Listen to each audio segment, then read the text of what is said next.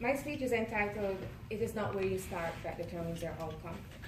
And I strongly believe that it is not where you start that determines your outcome, but how much you want to get out of the starting blocks. I believe my life typifies an example as to why that statement is true. I grew up in a single-parent household, a mother, 6 kids, 1 bedroom. I heard that recently they passed a law in New York where 2 children are not supposed to sleep in a bed because of some of the things that could emanate from that. That's funny to me because it was 4 of us on 1 bed. I did not have electricity in my house throughout high school. When my mother and I would get into it, she would put out the lamp because it was her kerosene. It is true. So I would stay in the library until it closed at 7 p.m. because I had to study. Because if nothing else, my mom instilled one thing in us children, and that was the only way out of poverty was an education. And I believe that. Throughout my life, irrespective of the adversities I faced, I believed that I was going to get an education. All the cards were stacked against me, one could say, but I still believed it. So when I passed my exam to go to a high school, a non-traditional high school, that nobody recognized, that all the gunmen graduated from, and I decided, presumptuous me, that I wanted to become a lawyer, people thought I was crazy. They said, "You have the temerity, the audacity to want to be a lawyer." So after high school, when I had to do my community service, the lawyer I worked with, he asked me what my dreams were. And I said, I want to be a lawyer. And I want to go to the University of the West Indies, which in Jamaica is the #1 university. He looked at me and he laughed. He said, "You're crazy."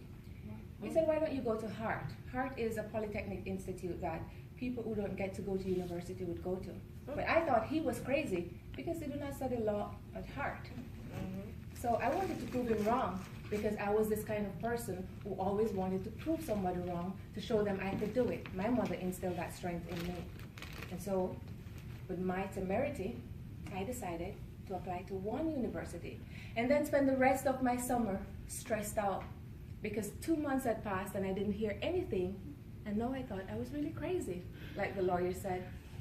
I have 5 sisters and 2 brothers. One of my sisters in a group with us. My mother would always tell the girls that you can't have a boyfriend, you can't do anything that other girls do because the community is going to judge you. She wasn't a feminist.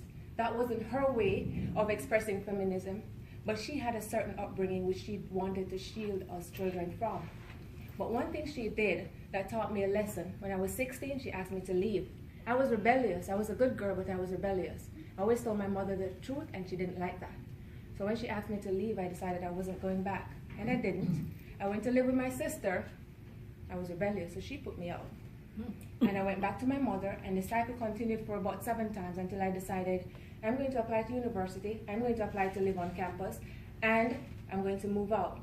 So when the end of August came and I didn't hear anything, I thought my world was at an end.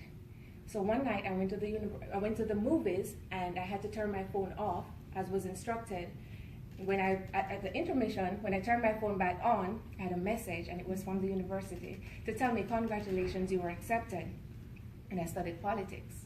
At that time, I had a dream of becoming a politician because I love to help people. And I felt like that would give me a platform on which to help individuals who were disenfranchised and less fortunate like myself. But of course, after learning what politics really is, that it's a dirty game, and that you have to be extremely strong, and that if you want to help individuals, that may not be the best route to go. So I decided along the process that I didn't want to be a politician anymore. So I graduated, and I decided to go to law school. I finished law school. I'm an attorney right now. I'm not practicing law. But it's amazing how the world works. You think you have these great ideas about what you want to do because of your limited understanding of what the world is about. But the more experience you garner, the more you realize that there is so much more to it, that the world is a very complex place, that you don't have the right to judge anyone because of their circumstances, because you really do not know as much as you think you know. Because like I said, it is not where you start that determines the outcome, but how much you want to get out of the starting blocks. Now, based on the picture I painted for you, you could tell I wanted to get out of those starting blocks. And I did everything that was possible to do that. And luckily for me, at the age of 17, I stumbled on a book called The Secret. And that changed my world. I learned about something called the law of attraction. I didn't quite understand it in its fullness, but what I did know was that there were going to be people strategically along the line who are going to be there, and I'm going to some way magically attract them, or they're going to attract me and they will help me. And while I did have to climb many mountains, I did experience some very cool, calm valleys, because that law of attraction, I believe it, it's true, and you should too. There were so many people along the way who helped me through scholarships, bursaries, and just a helping hand or encouraging word.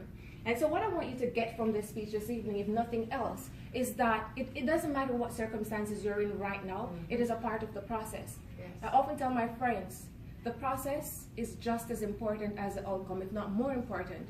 Because the knowledge you gain, the person you become, the character you build, in that process, no one can take it from you. Right. It is that character which is going to allow you to impact somebody else's life. It's going to allow you to tell the little girl down the street who believes that all her dreams are lost, that it's not over, that you were chosen for that process because you have a purpose, and that the process is preparing you to step into that purpose. So when you leave here this evening, no matter what is going on in your life with your family, just remember one thing. It is not where you start that determines your outcome, but how much you want to get out of the starting blocks. Thank you. Oh!